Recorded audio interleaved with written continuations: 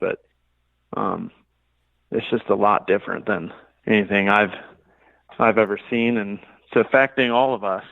So a lot of people are out of work right now, and I just hope it can get back to normal as soon as possible. Yeah. Yeah, because it's it affects a lot of us in a lot of different ways, right? I mean, it's if you're not at the track, you're not making money. Um, if your team's not at the track, the company I work for, we're not repairing engines. Um, the promoters, if they're not at the track, they're stagnant. I mean, like we were just talking about Andy Seisman in Challenge of the Americas before you came on, and I mean he was getting ready to wrap up their winter tour here in a couple of weeks at Sonoma, and I can't imagine how much expense has already come out of his pocket just for hotels and airline tickets and the tires he had to buy and fuel all that stuff. And I mean you guys are all in that same boat. It's like, man, what? Okay, now what? We're just kind of on hold. Right. That's exactly what it is. We were planning ourselves to go to that event, and I've prepaid all my hotels, non-refundable rooms. So I'm hoping that they'll find some sort of loophole to be able to refund me the rooms. Yeah. I'm not expecting it, but I'm hoping that something can be done. But yeah, everything's on hold right now. So it's feeling like Pro Tour in Utah is going to be pushed back as well. LAKC, just about everything that we have going is Cal Speed's now closed. Oh, they are? Okay, The only Cal Speed is officially closed? Yeah, Okay. yeah. From what I hear, Adams is still open for practice. So I'm hoping some people, want to go to the track with the time off of work and school, but I feel Do you like own a a chassis lot of table? people are. Do I? Yes. Yeah, Yeah, I do. you But do. I'm hoping I do. Yes. Yeah. So I think you need to set up a chassis table day for the local guy that doesn't have normal access to your skills and ability and say, hey, come on out. Yeah, it's not a bad idea, but yeah, I feel like a lot of people, even with the tracks that are open, are not wanting to do much right now. So Yeah, because it's hard to we're say. all knocked out of our norm. Um, Yeah. that's the biggest thing is, yeah, knocked out of the norm. Yeah, the Pro Tour it was pretty difficult, driving all the way across the country, and then we're halfway through the event. We're almost all the way through official practice on Friday, and they just shut it down, sent everybody home. Oh, you So know what? that was I didn't even think about that. Yeah, so what was that like for people? it was disappointing. They had a meeting Thursday, which didn't have anything to do with the virus or anything like that. They kind of assured everybody that the only way they're shutting anything down is if the law forces them to, and it came to that. The governor put Yeah. something out that forced everybody, forced them to shut it down, and so now the only thing that we can hope is that we can get back to racing again soon, and hopefully they can maybe roll round one into round 3 and 4 and 5 and 6 if they can just add an extra day of racing. I hope they can do that to make up for NOLA. It Yeah. would save everybody a lot of money. So Yeah, because at this point, I mean, the only money you would have saved it in Indiana is what, a day or two off your hotel, but you were already back. I'm sorry, not Indiana, NOLA. You were already back there. Your team's already back there. Everything's paid yeah, for. I mean, And yeah, then, the and then hotel said in everybody's defense, as far as the organizer, it's like no one knew it was going to come to this. no, this is something out of a crazy, crazy movie. Like, this is insane. Like nobody's seen this before, so um, it's gonna be a little bit awkward for a while. I'm hoping, just keeping my fingers crossed that we can at least get back to some sort of normal as soon as possible, because it's not good. Not good for the world. It's everywhere, right? Every single event that you can think of is canceled everywhere, all over the world. It's Yeah. insane. Well, at least all the good stuff. Yeah, yeah, for sure. So, yeah, I don't know. I don't know what's going to happen, but I'm sure everything will go back to normal. But I just don't know when. Yeah. Yeah, it will. I mean, again, it just everybody's maybe just in shock, um, because this is so different. Hey, if I lose you, I will call you right back. Hold on for 1 second. Okay, cool.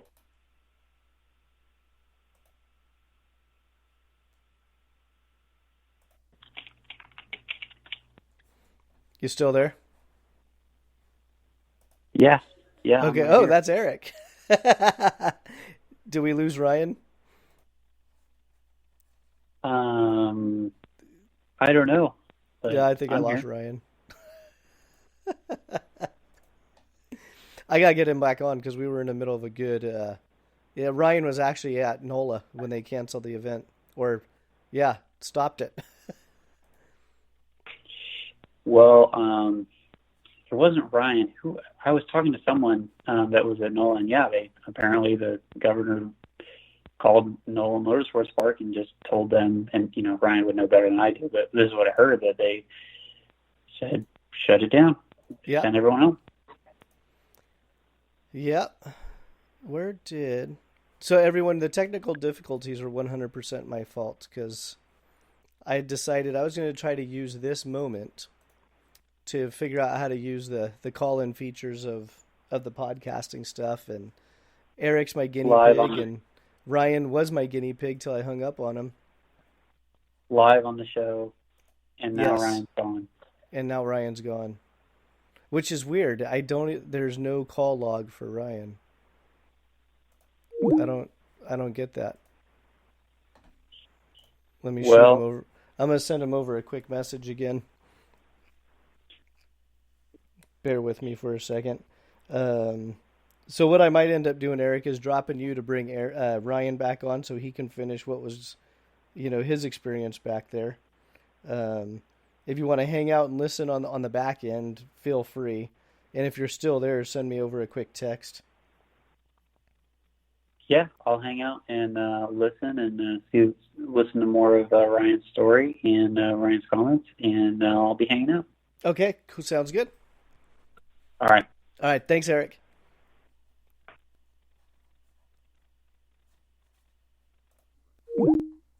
All right, so now it's just me. I'm gonna get a hold of Ryan Perry again.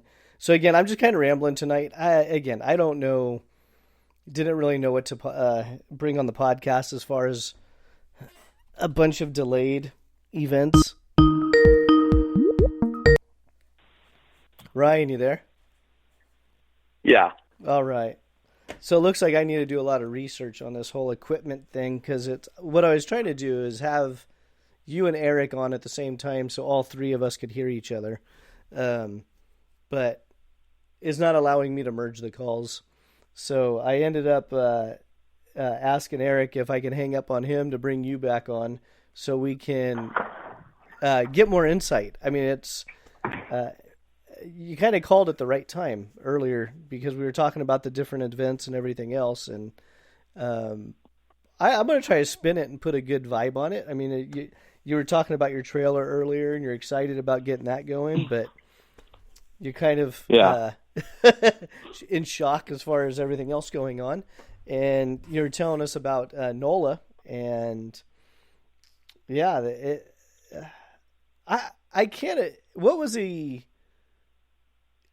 I'll preface it.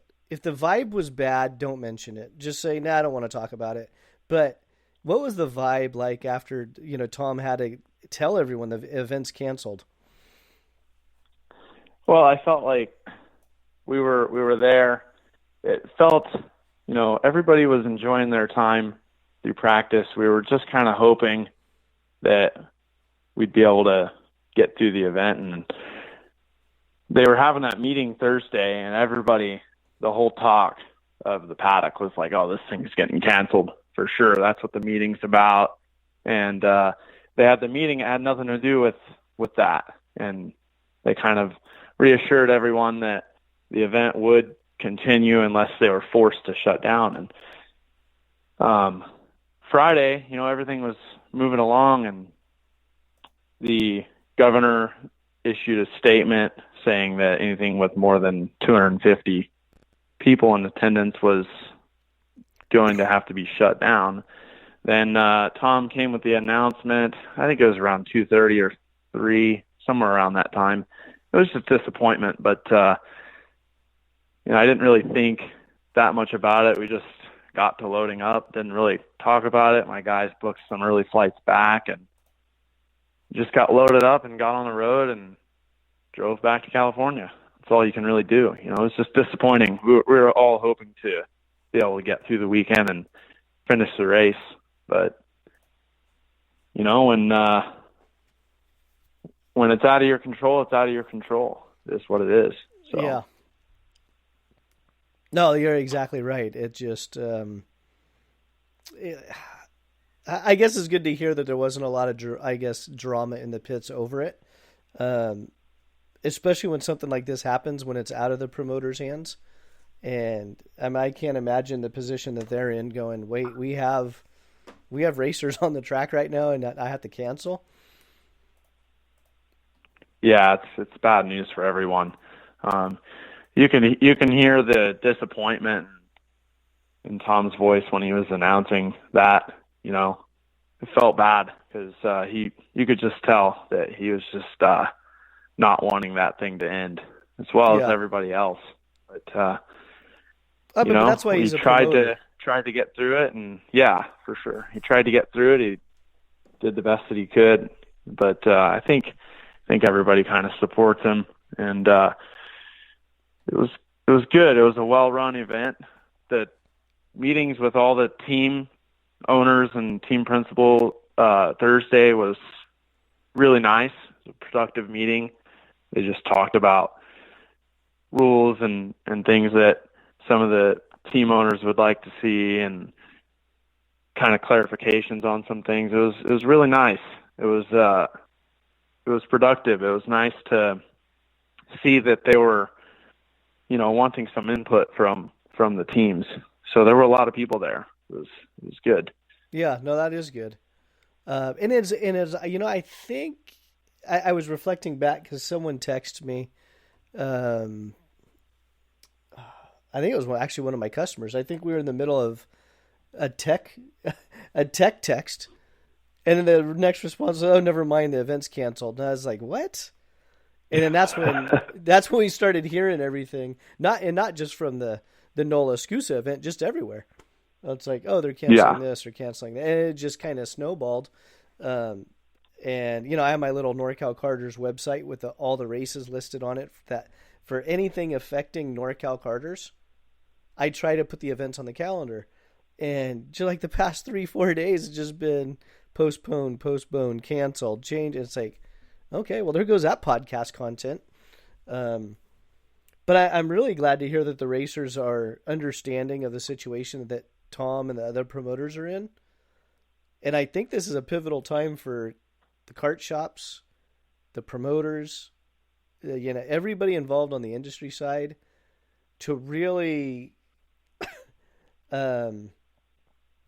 figure out how to navigate this thing, understanding that a lot of people are losing money, or for many of us it's our livelihood, and it's like, okay, well, how do we handle it, and how can we best get our message out to the customer, and then also having the customer understand, because we're not talking about $50 race entry.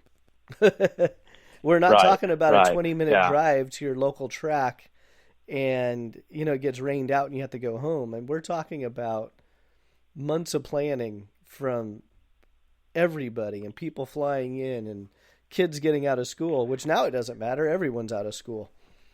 You have just about everyone